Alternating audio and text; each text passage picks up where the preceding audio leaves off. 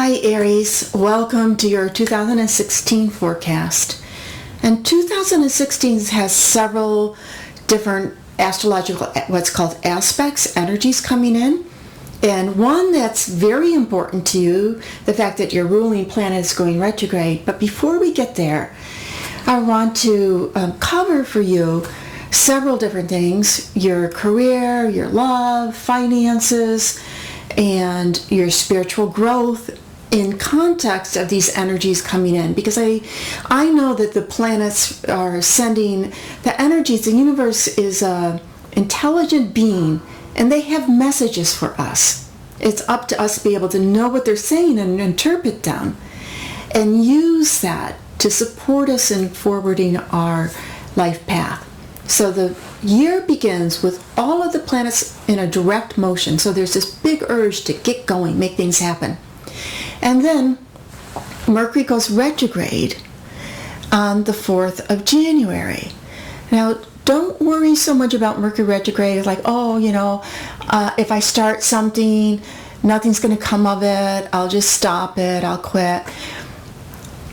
If there's something that you know is a good thing to do, but you don't want to do it forever, or that just you have a habit of starting it and you know that it's hard for you to follow through and finish it, well, doing it under Mercury retrograde is fine, because every time Mercury goes retrograde again, then you'll pick it up again.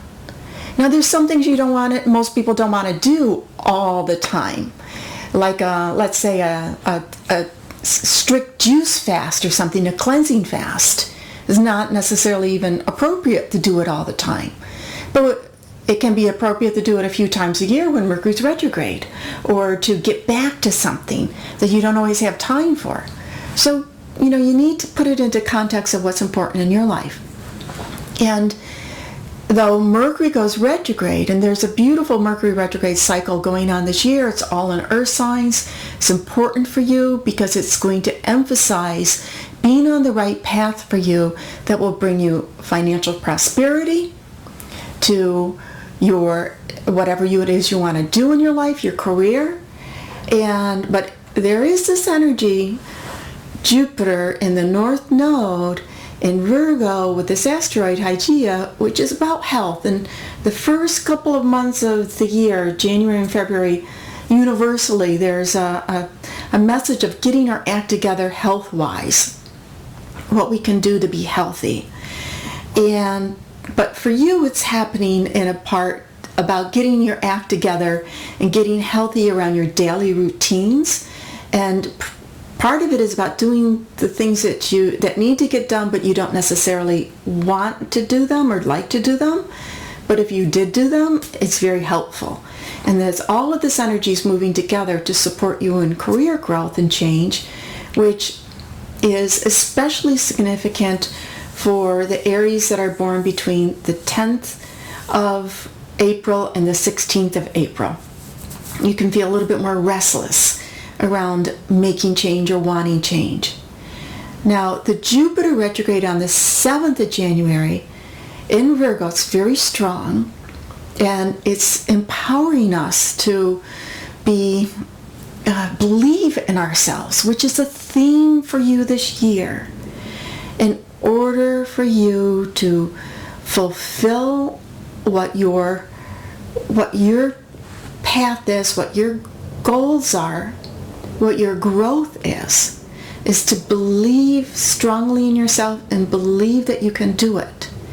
Now, the Jupiter-Saturn square that is happening twice this year, end of March and in June, that energy is also being complicated with the Saturn-Neptune square, which happens in June, and then the third time is in September.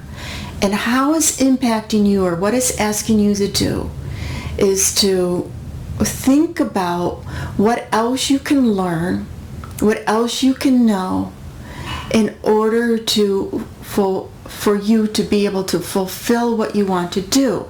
Now, the flip side, or the negative side, of Saturn and Neptune, which we have already experienced. I'm doing these recordings right after the the week after the bombings and the terrorist act in Paris, France. That's a negative side of the Saturn Neptune. On an individual side, it could represent despair or giving up your hopes, giving up your dreams. Oh, I'll never be able to make that happen. The positive side is saying, hey, it takes work, which might not sound that positive, right? It's like, why can't it just happen? Jupiter just wants lucky break and for things to happen. But the Saturn Neptune says, no, in order to make the dreams, Neptune, reality, the effort, Saturn needs to be put in. Now so this is a year for you to examine your dreams. And the Saturn's in Sagittarius, and that's where Mars, your ruling planet, is going to go retrograde. So there's something about your belief system. You have strong belief, have strong faith, even though you may not know how it's going to happen. Hold true to your belief. Hold true to your faith. It's very, very important. Yet, do the work that you know that needs to be done, even if it's not, if you wish it was already accomplished, or if you wish you already had finished it. Part of this can be for you education.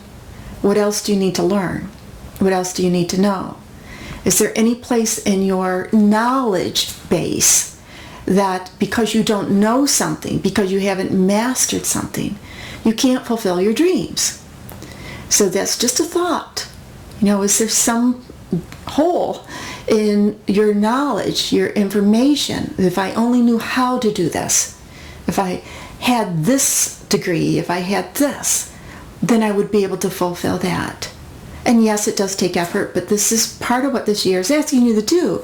And that if you do fulfill this, then, so much opens up for you like you cannot believe. Now, I said I was going to talk about, so that's a lot about your career. And these are the bases. This is like the foundation in order to blossom in your career. Money. Well, there's a couple of times you might feel like spending a little bit more money. In April, May, pretty strong in May too. That you might feel like, okay, I just feel like spending more money.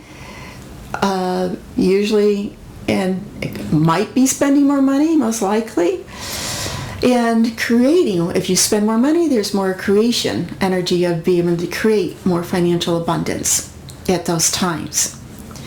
But again, there's some rethinking about the finances in terms of how to manifest the abundance that you want to fulfill the wishes and the dreams that you have. Spiritual growth is definitely tied up with your career and what you're doing with your life, because there's that foundation. Part of it is about learning more, part is about challenging your belief systems, and a lot of it is about having faith even though you don't know how to do it. Like your job will be just to show up and to put the effort in. Keep showing up and putting the effort in order to manifest this. Now, love life. Love gets kicked up in April time. There's an end of March. It starts at the end of March. There's an eclipse, lunar eclipse at the end of March. It's vibrating partnership house.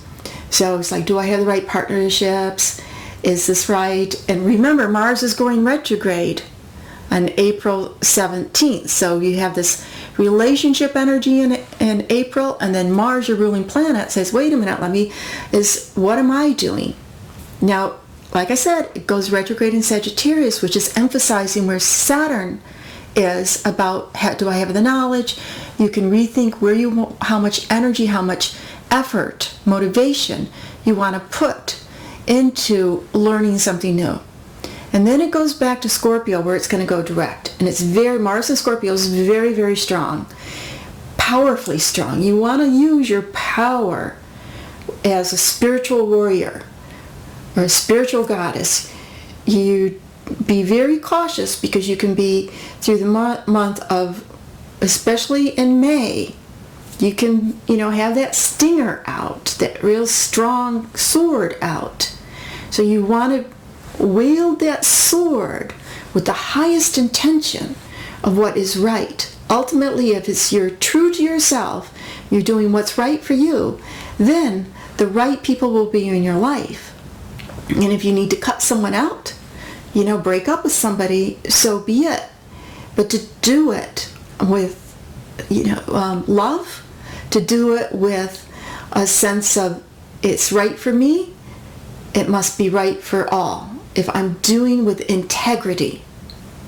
And so there's this energy in May that's strong for relationship. Now, once you get to July, it's a lot more fun. You might not feel that you have to be so aggressive or demanding or stand up for yourself so much. More ease. And July time is a lot more fun.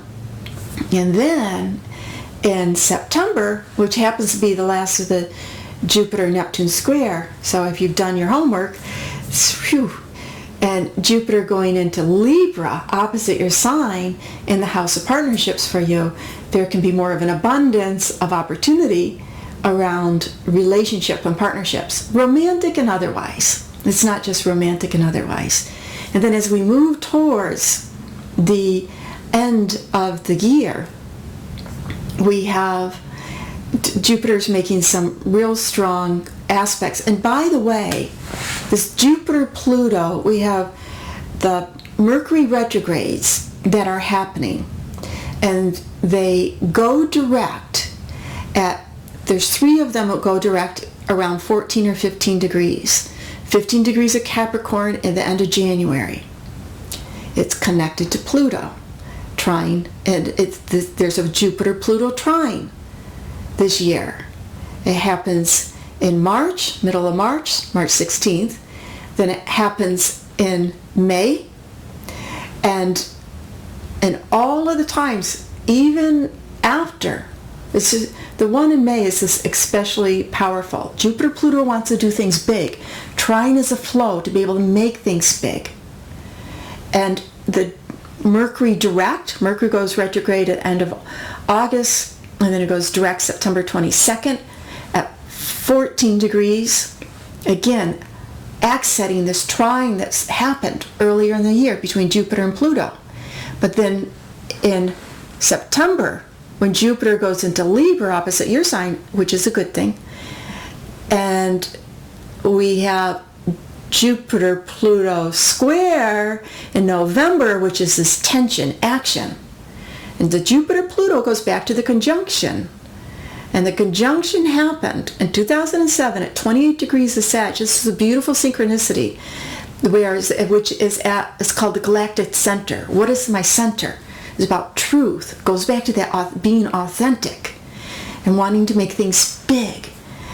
And in November time, this push again, this really push. What can I do to make things big in my life? Meaningful, make my mark. And moving through December, we have Jupiter opposite Uranus, which goes back to the Jupiter-Uranus conjunction, which happens 3 times in 2010, 2011, which really wants to explode life. It happened twice in Aries, which is your sign, authenticity, doing life your way. And now at the end of December in 2016, it's saying, hey, how much have I done in these last several years? And what else is there for me to do? So there's an illumination energy. And it comes with a lot of hope and exuberance. I wish you a very happy new year. Please remember to subscribe to the channel. The subscribe button's down there somewhere, so you could find me again sometime in Google land, since it's hard to find this video. And I appreciate it, and have a wonderful, happy, prosperous, healthy new year. Thanks, Aries.